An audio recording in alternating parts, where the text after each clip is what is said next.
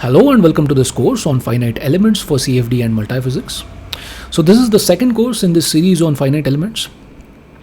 In the first one, we looked at the basics, the absolute basics of finite elements, and we also solved some problems in one dimension on spreadsheets. We looked at diffusion problem, diffusion reaction problem, convection diffusion problem, and so on.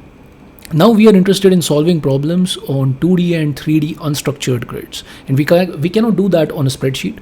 So in this particular course, we'll be looking at some of the fundamental coding in FEM.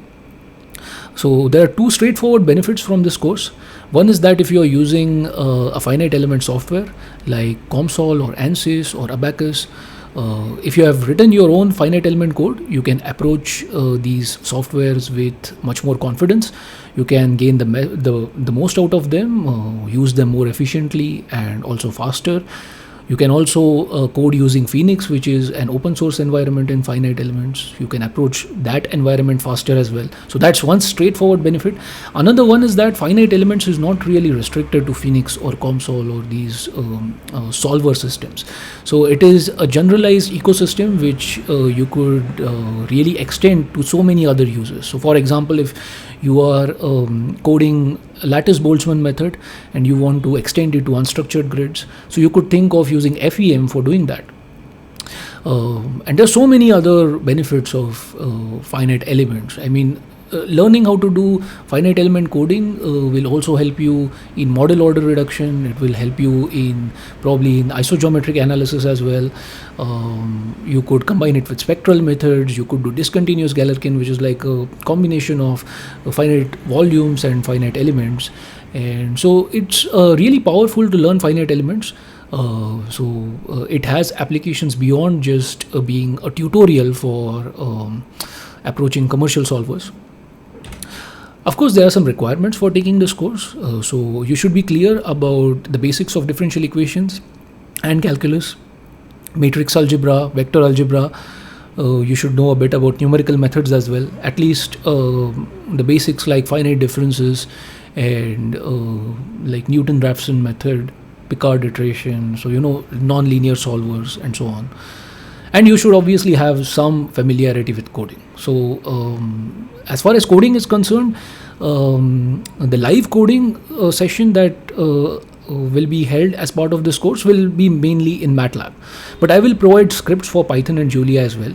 But really the idea is to understand the pseudocode or the logic behind it, and that is really agnostic of the language. So and really today we have AI tools which can easily convert a working code in MATLAB to a code in C or C++. So you could very easily use those languages as well.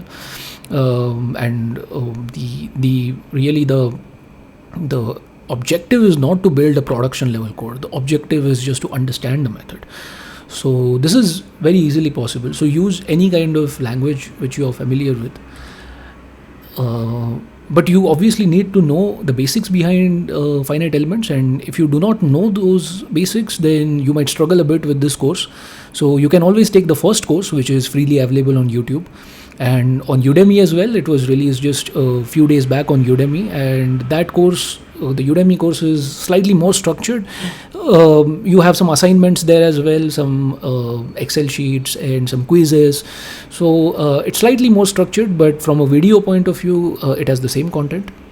So it's a crash course which has two parts basically. The first part is absolute basics like discretization, finite differences, finite volumes.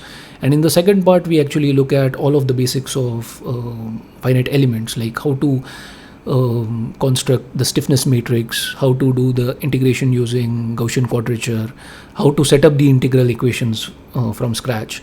And we also look at upwinding, the SUPG kind of upwinding to deal with convection dominated problems, how to do the error analysis. So we deal with all of these basics in this course, and if you are unfamiliar with them, I mean, you can always go back to this course, especially to the last 1 hour part. Okay, so